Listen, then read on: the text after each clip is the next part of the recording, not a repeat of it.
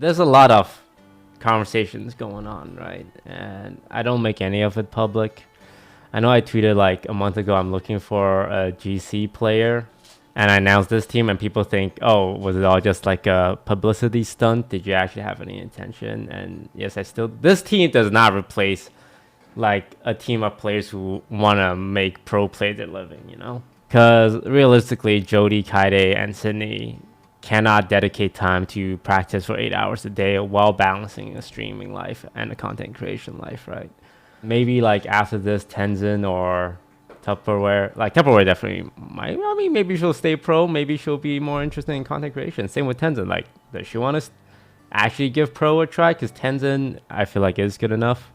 She has played in GC tournaments before and have done well. So this is definitely more of a temporary thing because I couldn't realistically get a full team of serious players in under a month, like 3 weeks, right? Which I would just feel bad if I baited any players into joining and be like, I got nothing planned really. I just hope it's a positive experience for everyone.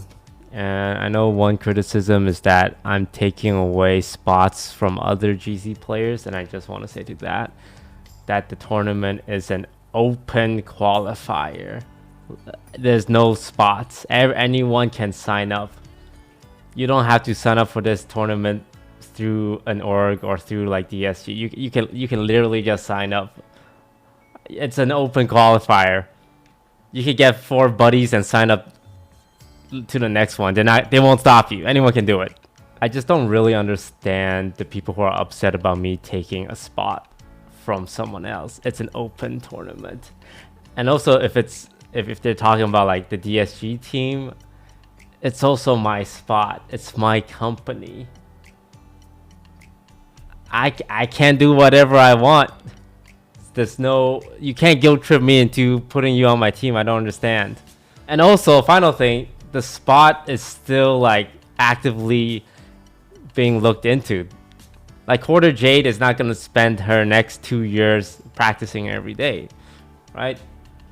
If I am getting into like GC2 or GC3 or GC next year, you're not competing with Quarter Jade for that spot, you know? Like it was either a temporary fun meme clout team or no team. This is not meant to replace a team of players who just want to compete, right? Originally they had 32 teams, and I asked, was it first come first serve? And they're like, yeah, it's first come first serve. By the sign up is open for 5 days. On the 3rd day there were still spots available, because I was super nervous. I'm like, oh my god, did I not make it? Am I still okay? Is there still spots? I asked on the 3rd day. They're like, yeah, no, we still got room, bro.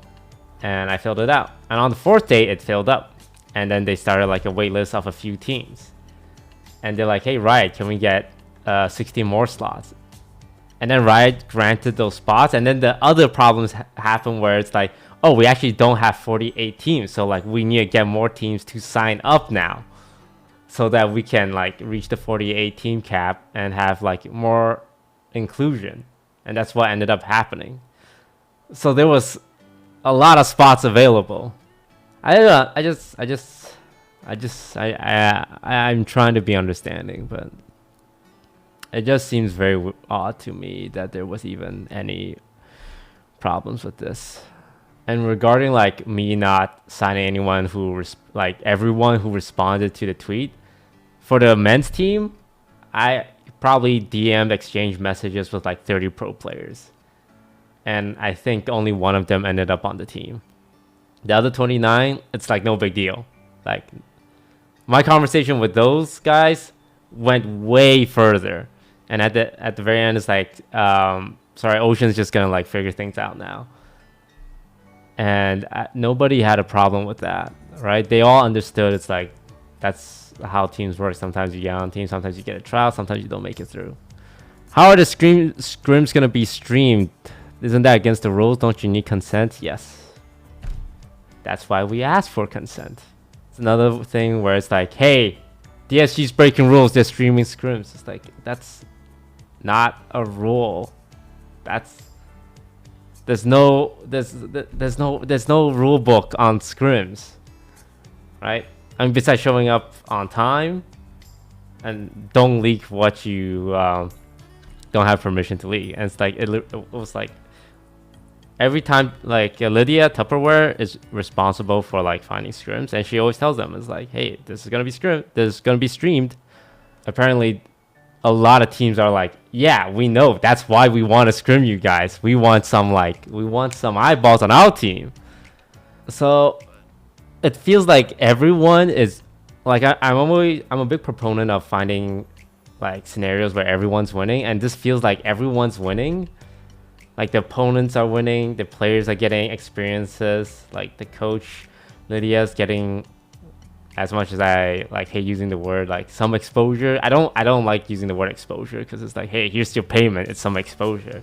But I just like being able to showcase talented people. And like there are just some people who would find a way to be upset about that, right?